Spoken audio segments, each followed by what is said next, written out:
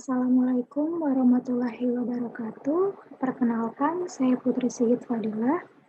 Saya akan membahas materi tentang kesehatan dan lingkungan yang ada di bab 12, mata kuliah Pendidikan Agama Islam.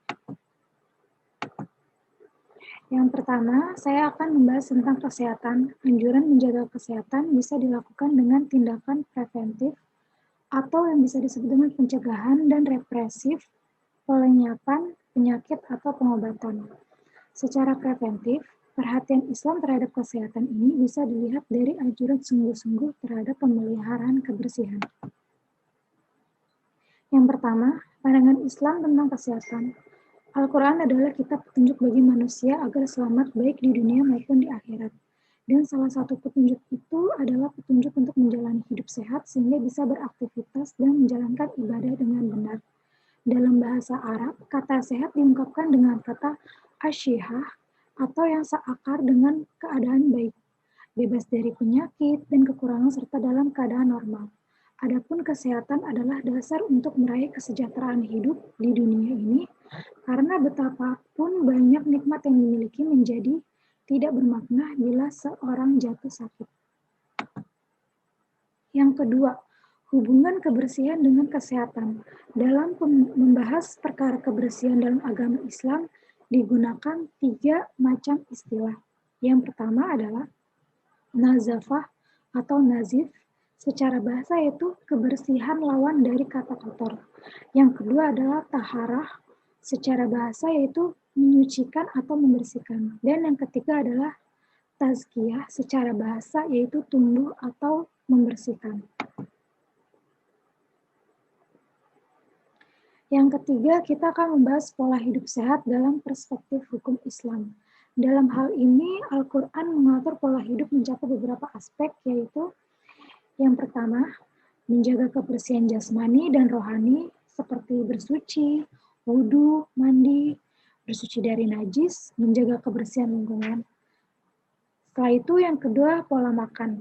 Pola makan yang tidak berlebihan, makan makanan yang halal dan bergizi. Karena di dalam Islam itu kita mempunyai peraturan makanan yang halal yang bisa kita makan dan makanan yang haram yang tidak bisa umat muslim untuk makan. Setelah itu, yang ketiga yaitu mengatur waktu. Kita harus bisa mengatur waktu untuk membagi seperti kerjaan, ibadah, dan juga istirahat yang sangat cukup. Karena istirahat yang cukup itu sangat penting sekali bagi kesehatan kita. Setelah itu, kita akan membahas mengenai lingkungan. Definisi lingkungan berdasarkan konsep Islam. Lingkungan merupakan kombinasi antara kondisi fisik yang mencakup keadaan sumber daya alam seperti tanah, air, energi surya, mineral, serta flora fauna yang tumbuh di atas tanah maupun di dalam lautan. Dengan lingkungan terdiri dari komponen abiotik dan biotik.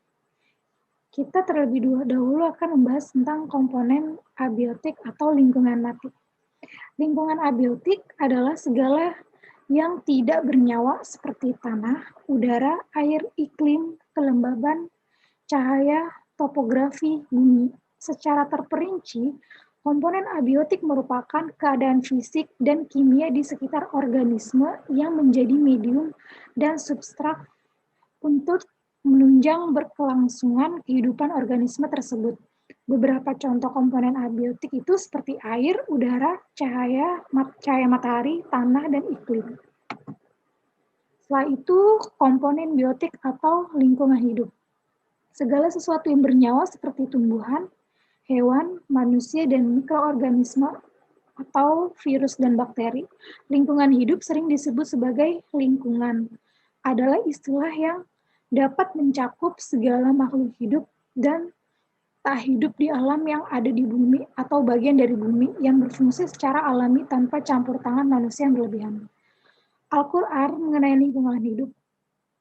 Secara rinci dalam Al-Quran sudah digambarkan secara rinci tentang pelestarian lingkungan hidup, yaitu yang pertama adalah melestarikan lingkungan hidup merupakan manifestasi keimanan, merusak lingkungan adalah sifat yang munafik dan pelaku kejahatan. Semesta merupakan anugerah Allah untuk manusia. Manusia adalah khalifah untuk menjaga kemakmuran lingkungan hidup, kerusakan yang terjadi di muka bumi karena ulah tangan manusia.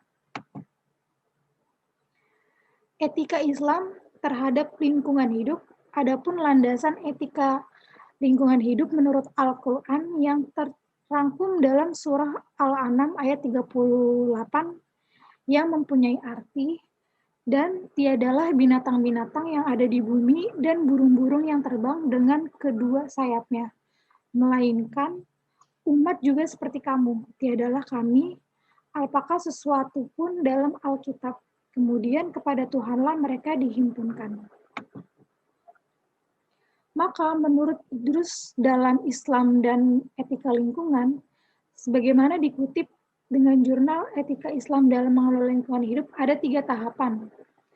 Dalam beragama secara tuntas dapat menjadi sebuah landasan etika lingkungan dalam perspektif Islam, yaitu yang pertama, ada ta'abud, bahwa menjaga lingkungan adalah merupakan implementasi kepatuhan kepada Allah. Yang kedua, takuli, perintah menjaga lingkungan secara logika dan akal pikiran menjadi tujuan yang sangat dapat difahami. Yang ketiga, menjaga lingkungan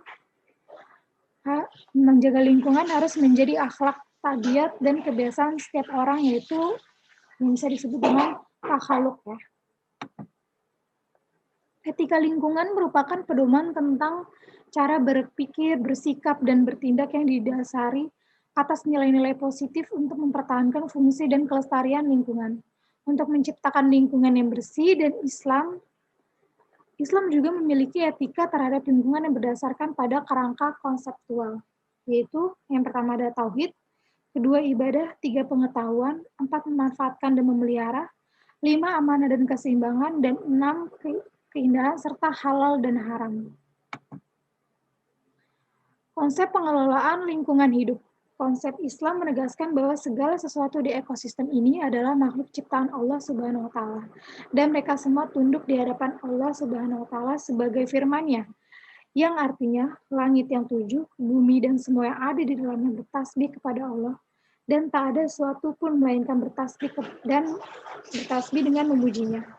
Tetapi kamu sekalian tidak mengerti tasbih mereka. Sesungguhnya Dia adalah Maha Penyantun lagi Maha Pengampun.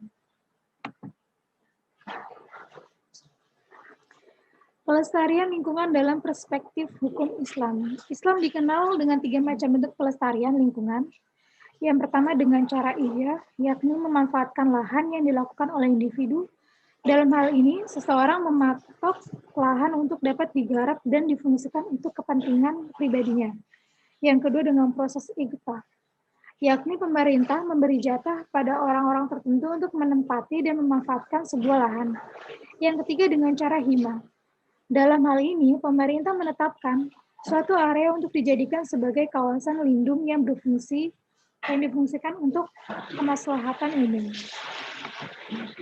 Terima kasih. Sekian tentang pembahasan materi kesehatan dan lingkungan yang saya berikan. Jika ada perkataan yang kurang berkenan dan jika ada perkataan yang salah kata, mohon dimaafkan. Wassalamualaikum warahmatullahi wabarakatuh.